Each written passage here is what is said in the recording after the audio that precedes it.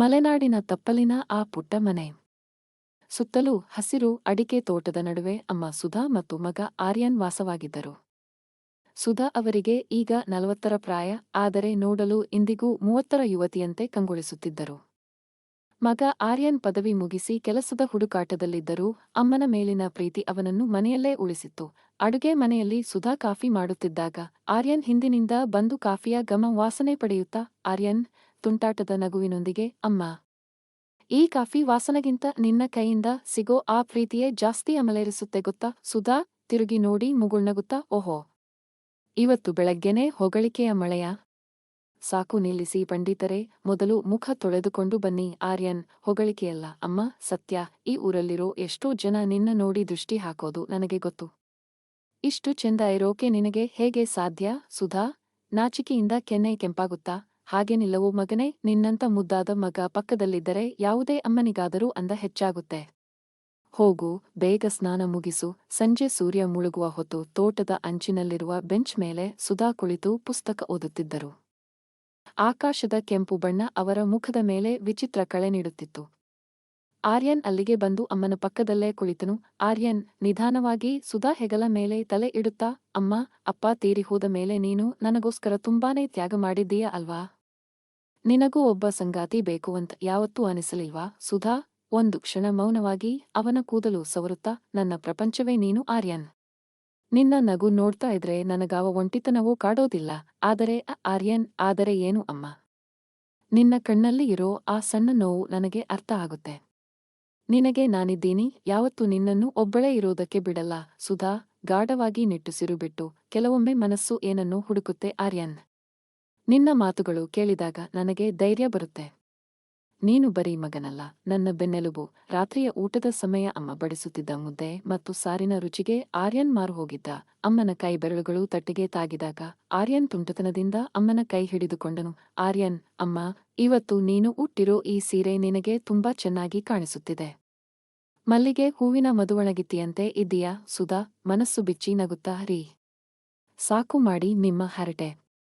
ಮಗನಾಗಿ ಹೊಗಳೋದು ಬಿಟ್ಟು ಯಾರೋ ಕವಿಗಳ ತರ ಮಾತಾಡ್ತಿದ್ದೀಯಾ? ಆರ್ಯನ್ ಗಂಭೀರವಾಗಿ ಕಣ್ಣಲ್ಲಿ ಕಣ್ಣಿಟ್ಟು, ಹೊಗಳೋಕೆ ಬರೀ ಕವಿಯೇ ಆಗಿರಬೇಕಿಲ್ಲ ಅಮ್ಮ, ನಿನ್ನ ಮೇಲಿರೋ ಗೌರವ ಮತ್ತು ಪ್ರೀತಿ ಎರಡು ಸೇರಿದಾಗ ಬರೋ ಮಾತುಗಳಿವು. ಸುಧಾ ಅವರ ಮನಸ್ಸಿನಲ್ಲಿ ಒಂದು ಮಿಂಚು ಸಂಚರಿಸಿತು. ಮಗನ ಈ ಪ್ರಬುದ್ಧ ಮಾತುಗಳು ಅವರಿಗೆ ಹಿತವೆನಿಸಿದರೂ ಮನದ ಮೂಲೆಯಲ್ಲಿ ಹೊಸ ಸಂವೇದನೆಯೊಂದು ಮೂಡುತ್ತಿತ್ತು. ಒಂದು ದಿನ ಆರ್ಯನ್ ಪೇಟೆಗೆ ಹೋಗಿದ್ದನು. ಅಲ್ಲಿನ ಕೆಲವು ಜನರ ಮಾತುಗಳು ಅವನನ್ನು ತುಂಬಾ ದುಃಖಕ್ಕೆ ದೂಡಿದ್ದವು. ಆರ್ಯನ್ ಪೇಟೆಗೆ ಹೋಗಿ ಬಂದಾಗ ದಾರಿಯಲ್ಲಿ ಕೆಲವರು ಅವನ ತಂದೆ ಇಲ್ಲದ ಬಗ್ಗೆ ಆಡಿಕೊಂಡ ಮಾತುಗಳಿಂದ ಮನನೊಂದು ದುಃಖದಿಂದಲೇ ಮನೆಗೆ ಬಂದನು.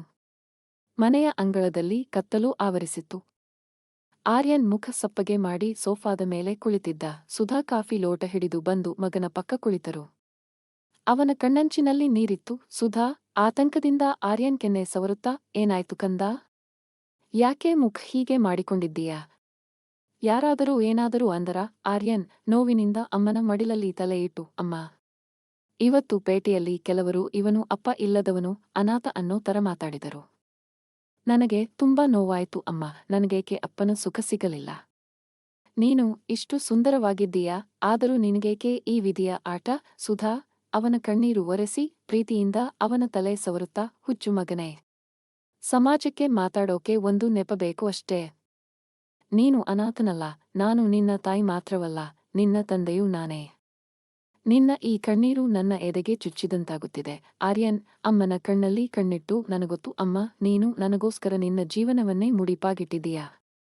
ನಿನ್ನ ಈ ಚೆಲುವು, ನಿನ್ನ ಈ ಪ್ರೀತಿ ಸಮಾಜದ ಕಣ್ಣಿಗೆ ಕಾಣಲ್ಲ, ಆದರೆ ನನಗೆ ನೀನೇ ಸರ್ವಸ್ವ. ಆರ್ಯನ್ ನಿಧಾನವಾಗಿ ಅಮ್ಮನ ಕೈ ಹಿಡಿದು ತನ್ನ ಎದೆಗೆ ಹಚ್ಚಿಕೊಳ್ಳುತ್ತಾ, ಸುಧಾ ಅವರ 40ರ ಪ್ರಾಯದ ಲಾವಣ್ಯಕ್ಕೆ ಆ ಸಂಜೆಯ ದೀಪದ ಬೆಳಕು ಇನ್ನಷ್ಟು ಮೆರುಗು ನೀಡುತ್ತಿತ್ತು. ಆರ್ಯನ್ ಭಾವಪರವಶನಾಗಿ, ಅಮ್ಮ, ನೀನು ಇಷ್ಟೊಂದು ಚೆಂದವಾಗಿ ಯಾಕಿದ್ದೀಯಾ? ನಿನ್ನ ಮುಖ ನೋಡಿದ್ರೆ ನನ್ನ ನೋವೆಲ್ಲ ಮರೆತು ಹೋಗುತ್ತೆ. ಯಾರೋ ಅಪ್ಪ ಇಲ್ಲ ಅಂದ ಮಾತ್ರಕ್ಕೆ ನಾನು ಸೋಲಲ್ಲ. ನಿನ್ನನ್ನು ಈ ಪ್ರಪಂಚದಲ್ಲೇ ಅತ್ಯಂತ ಸಂತೋಷವಾಗಿರುವ ಹೆಣ್ಣನ್ನಾಗಿ ಮಾಡ್ತೀನಿ. ಸುಧಾ ಅವನ ಮಾತುಗಳಿಗೆ ಕರಗಿ ಹೋಗಿ ಅವನ ಹಣೆ ಮೇಲೆ ಮುತ್ತಿಟ್ಟು, ನಿನ್ನ ಈ ಪ್ರೀತಿಯೇ ನನಗೆ ದೊಡ್ಡ ಶಕ್ತಿ ಆರ್ಯನ್. ನೀನು ಹೀಗೆ ನನ್ನ ಪಕ್ಕದಲ್ಲಿದ್ದರೆ ನನಗೆ ಯಾವ ಅಪ್ಪನ ಸ್ಥಾನವೂ ಕೊರತೆ ಅನಿಸಲ್ಲ. ನಿನಗೋಸ್ಕರ ಈ ಅಮ್ಮ ಏನನ್ನಾದರೂ ಮಾಡ್ತಾಳೆ. ಆ ಕ್ಷಣದಲ್ಲಿ ಅವರಿಬ್ಬರ ನಡುವಿನ ಬಾಂಧವ್ಯ ಕೇವಲ ತಾಯಿ ಮಗನದ್ದಾಗಿರದೆ ಒಬ್ಬರಿಗೊಬ್ಬರು ಆಸರೆಯಾಗುವ ಜೀವದ ಗೆಳೆಯರಂತೆ ಭಾಸವಾಗುತ್ತಿತ್ತು. ಸುಧಾ ಅವರ ಸೀರೆಯ ಅಂಚುಗಾಳಿಗೆ ಹಾರುತ್ತಿದ್ದರೆ ಆರ್ಯನ್ ಅಮ್ಮನ ಹೆಗಲಿಗೆ ಕೈ ಹಾಕಿ ಅಪ್ಪಿಕೊಂಡನು. ಆ ತಬ್ಬುಗೆಯಲ್ಲಿ ನೋವಿಗಿಂತ ಹೆಚ್ಚಾಗಿ ಭರವಸೆಯ ಮಗನ ಸ್ಪರ್ಶವಿತ್ತು.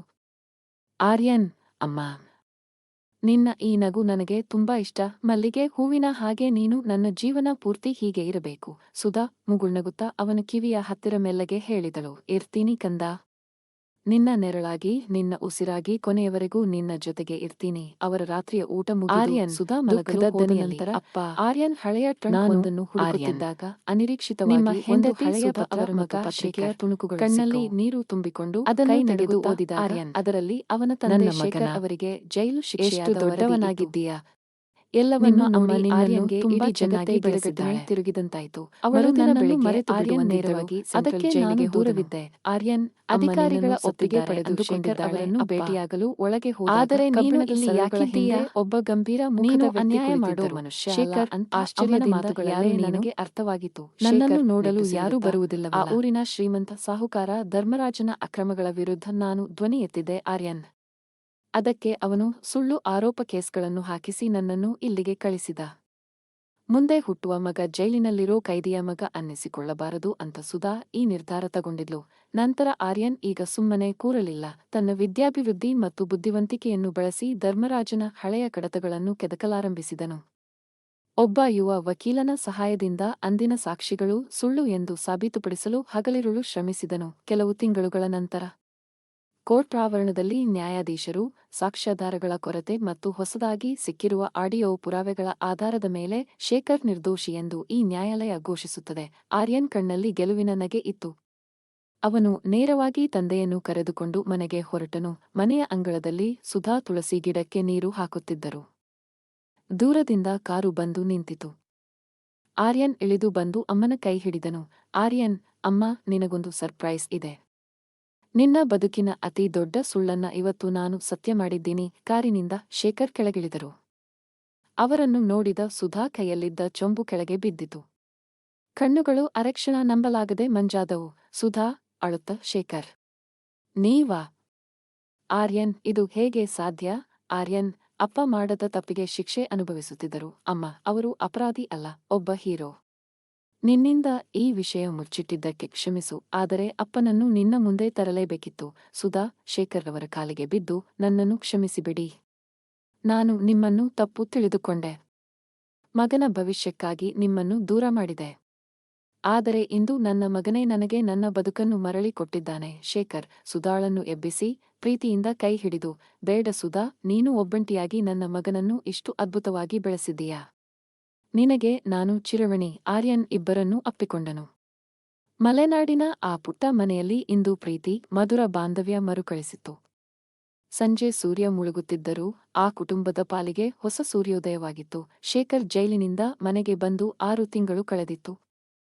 ಮನೆಯಲ್ಲಿ ಹಳೆಯ ಕಹಿ ನೆನಪುಗಳೆಲ್ಲ ಮಾಸಿ ಹೊಸ ಹರ್ಷ ತುಂಬಿತ್ತು. ಸುಧಾ ಅವರ ಮುಖದಲ್ಲಿ ಈಗ ಮೊದಲಿನ ಆತಂಕವಿಲ್ಲ. ಬದಲಿಗೆ ಒಂದು ರೀತಿಯ ಮಧುರವಾದ ಕಾಂತಿ ಇತ್ತು. ಒಂದು ದಿನ ಬೆಳಗ್ಗೆ ಸುಧಾ ಅಡುಗೆ ಮನೆಯಲ್ಲಿ ಕೆಲಸ ಮಾಡುತ್ತಿರುವಾಗ ಹಠಾತ್ತನೆ ತಲೆಸುತ್ತು ಬಂದು ಕುಸಿದಳು. ಆರ್ಯನ್ ಮತ್ತು ಶೇಖರ್ ತಕ್ಷಣ ಓಡೋಡಿ ಬಂದರು. ಶೇಖರ್ ಆತಂಕದಿಂದ ಸುಧಾಳನ್ನು ಹಿಡಿದುಕೊಂಡು, ಸುಧಾ, ಏನಾಯ್ತು? ಕಣ್ಣು ಬಿಡು ಸುಧಾ. ಆರ್ಯನ್, ಅಮ್ಮ, ಏನಾಯ್ತು ನಿನಗೆ? ಅಪ್ಪ, ಬೇಗ ಡಾಕ್ಟರ್ ಹತ್ತಿರ ಕರೆದುಕೊಂಡು ಹೋಗೋಣ ಬನ್ನಿ. ಆಸ್ಪತ್ರೆಯಲ್ಲಿ ಡಾಕ್ಟರ್ ತಪಾಸಣೆ ಮುಗಿಸಿ ಹೊರಬಂದರು. ಅವರ ಮುಖದಲ್ಲಿ ಮಂದಹಾಸವಿತ್ತು. ಡಾಕ್ಟರ್, ಅಭಿನಂದನೆಗಳು ಶೇಖರ್ ಅವರೇ, ಸುಧಾ ಅವರು ಗರ್ಭಿಣಿಯಾಗಿದ್ದಾರೆ. ಈ ವಯಸ್ಸಿನಲ್ಲಿ ಇದು ಸ್ವಲ್ಪ ಅಚ್ಚರಿ ಎನಿಸಿದರೂ ಅವರ ಆರೋಗ್ಯ ತುಂಬಾ ಚೆನ್ನಾಗಿದೆ. ಯಾವುದೇ ಚಿಂತೆ ಮಾಡುವ ಅವಶ್ಯಕತೆ ಇಲ್ಲ. ಸಂತೋಷವಾಗಿರಿ. ಈ ಸುದ್ದಿ ಕೇಳಿ ಆರ್ಯನ್ ಮತ್ತು ಶೇಖರ್ ಇಬ್ಬರೂ ಬೆಕ್ಕಸಬೆರಗಾದರು. ಆರ್ಯನ್ ಕಣ್ಣಲ್ಲಿ ಆನಂದ ಬಾಷ್ಪ ಬಂದಿತು. ಶೇಖರ್ ಅವರಿಗೆ ಜಗತ್ತನ್ನೇ ಗೆದ್ದಷ್ಟು ಖುಷಿಯಾಯಿತು. ಸಂಜೆ ಅವರು ಸಂತೋಷದಿಂದ ತಮ್ಮ ಮನೆಗೆ ಮರಳಿದರು. ಸುಧಾ ರೂಮಿನಲ್ಲಿ ಮಲಗಿದ್ದಳು. ಶೇಖರ್ ಪಕ್ಕದಲ್ಲಿ ಕುಳಿತು ಅವಳ ಕೈ ಹಿಡಿದು ಕುಳಿತಿದ್ದರು. ಆರ್ಯನ್ ಹಣ್ಣುಗಳ ತಟ್ಟೆ ಹಿಡಿದು ಒಳಗೆ ಬಂದನು. ಆರ್ಯನ್ ತುಂಟಾಟದ ನಗುವಿನೊಂದಿಗೆ, ಅಮ್ಮ, ನಾನು ಅಂದು ಹೇಳಿದ್ದೆ ಅಲ್ವಾ, ನೀನು ಇವತ್ತಿಗೂ ಮದುವಣಗಿತ್ತಿಯ ತರಾನೇ ಇದ್ದೀಯಾ ಅಂತ. ಈಗ ನೋಡು, ನನಗೆ ಒಬ್ಬ ತಮ್ಮ ಅಥವಾ ತಂಗಿ ಬರ್ತಿದ್ದಾರೆ. ನನಗೆ ಎಷ್ಟು ಖುಷಿಯಾಗ್ತಿದೆ ಗೊತ್ತಾ ಸುಧಾ. ನಾಚಿಕೆಯಿಂದ ಮುಖ ಕೆಂಪು ಮಾಡಿಕೊಂಡು ಶೇಖರ್ ಕಡೆ ನೋಡಿ, ಸಾಕು ನಿಲ್ಲಿಸು ಆರ್ಯನ್. ಈ ವಯಸ್ಸಿನಲ್ಲಿ ಇದೆಲ್ಲ ಬೇಕಿತ್ತಾ ನನಗೆ ಅಂತ ಜನ ಆಡಿಕೊಳ್ಳಲ್ವಾ? ಶೇಖರ್ ಸುಧಾಳನ್ನು ಹತ್ತಿರಕ್ಕೆ ಎಳೆದುಕೊಂಡು, ಯಾರು ಏನಾದರೂ ಅಂದುಕೊಳ್ಳಲಿ ಸುಧಾ. 20 ವರ್ಷಗಳ ಕಾಲ ನಾನು ಅನುಭವಿಸಿದ ನರಕಕ್ಕೆ ದೇವರು ಕೊಡುತ್ತಿರುವ ಅತಿ ದೊಡ್ಡ ಉಡುಗೊರೆ ಇದು.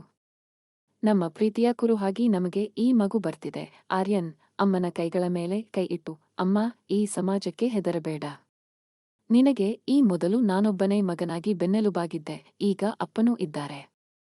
ಈ ಮಗುವನ್ನು ನಾವು ಈ ಪ್ರಪಂಚದ ಅತಿ ಸುಂದರ ಮಗುವಾಗಿ ಬೆಳೆಸೋಣ. ನೀನು ಪ್ರೆಗ್ನೆಂಟ್ ಆದ ಮೇಲೆ ಇನ್ನೂ ಎಷ್ಟು ಲಕ್ಷಣವಾಗಿ ಕಾಣ್ತಿದ್ದೀಯಾ ಗೊತ್ತಾ? ಸುಧಾ ಕಣ್ಣೀರು ಹಾಕುತ್ತಾ ನಕ್ಕು, ನೀವಿಬ್ಬರು ಸೇರಿ ನನ್ನನ್ನು ತುಂಬಾ ಮುದ್ದಿಸ್ತಿದ್ದೀರಾ. ನನ್ನ ಒಂಟಿ ಜೀವನಕ್ಕೆ ಈ ಮಗು ಮತ್ತೆ ಜೀವ ತುಂಬಿದೆ. ಮಲೆನಾಡಿನ ಆ ಮನೆಯ ಅಂಗಳದಲ್ಲಿ ಮಲ್ಲಿಗೆ ಮತ್ತೆ ಅರಳಿದೆ. ಅಮ್ಮನ ಮಡಿಲಲ್ಲಿ ಮಗು, ಅಮ್ಮನ ಜೊತೆ ಶೇಖರ್ ಅವರ ಪ್ರೇಮ ಮತ್ತು ಈ ಎಲ್ಲವನ್ನೂ ಹೆಮ್ಮೆಯಿಂದ ನೋಡುತ್ತಿರುವ ಮಗ ಆರ್ಯನ್. ಕಾಲದ ಗಾಯಕ್ಕೆ ಪ್ರೀತಿಯೇ ಮದ್ದಾಯಿತು. ನಮ್ಮ ಈ ಕತೆ ಮುಗಿಯಿತು ಸ್ನೇಹಿತರೆ. ಮುಂದಿನ ಮತ್ತೊಂದು ವಿಡಿಯೋದಲ್ಲಿ ಸಿಗೋಣ. ನಮಸ್ಕಾರಗಳು.